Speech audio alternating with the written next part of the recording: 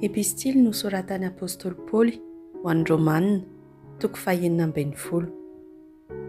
Anafatra farako anareo fa i Feba avantsika diakonin'ny fiangonana any Sekrea.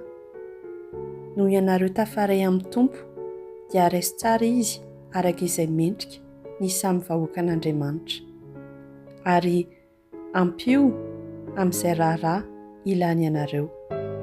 Fa izy rahateo dia mpiany maro mba amin'ny tenako manokana aza. Veloma any amin'ndry Prisila sy Akoila, mpiara-miasa tamiko teo amin'ny fanomponan'i Kristy Jesosy.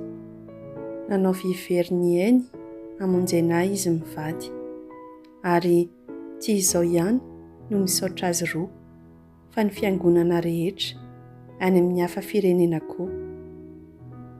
Veloma any amin'ny fiangonana mivory ao an-tranony.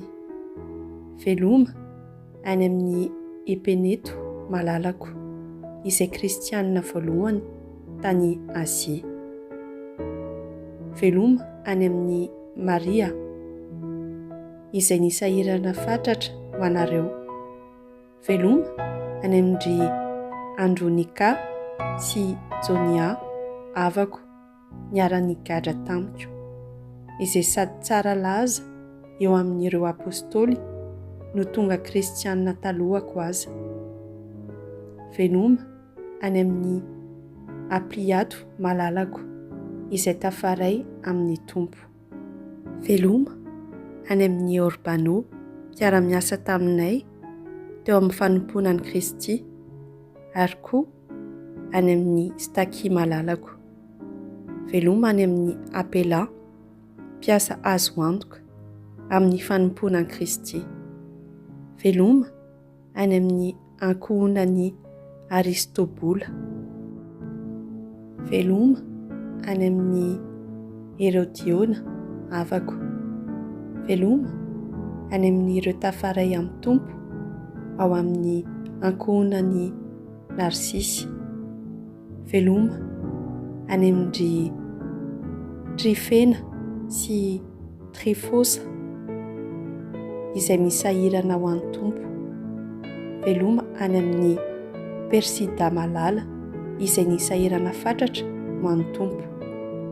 Veloma any amin'ny Rofosy, izay namiratra tokoa tamin'ny fanomponan'ny tompo, ary any amin'ny reniny, izay reny ho ahy koa. Veloma any amin'ny Asinkrito, i Flegona, i Hermesy, i Patroba, i Herma, mba amin'ny havana pino miaraka amin'izy ireo. Veloma any amin'ny Filologo sy Jolia, i Nirea sy ny anabaviny, ary Olimpa, mba amin'izay rehetra vahoakan'Andriamanitra miaraka amin'izy ireo. Mifanaova veloma amin'ny fanoroham-pihavanana. Manao veloma anareo avokoa ny fiangonan'i Kristy. Manainga anareo aho ry havana, mitandry tena amin'ireo mahatonga fisarahana sy mitaona amin'ny ratsy, ka manohitra ny fampianarana noraisinareo. Alaviro ireny, satria tsy Kristy tompontsika no tompoiny toy ireny, fa izay tanin'ny kibony. Ary teny malefaka sy tsara lahatra no hamitahany anireo tsopo. Efa malaza amin'ny olona rehetra manko fa manaiky an'i Kristy ianareo, ary faly aminareo aho, ka ny hiriko ho toetranareo dia izao: ho kinga raha ny amin'ny tsara, ary tsy iray petsapetsa amin'ny ratsy.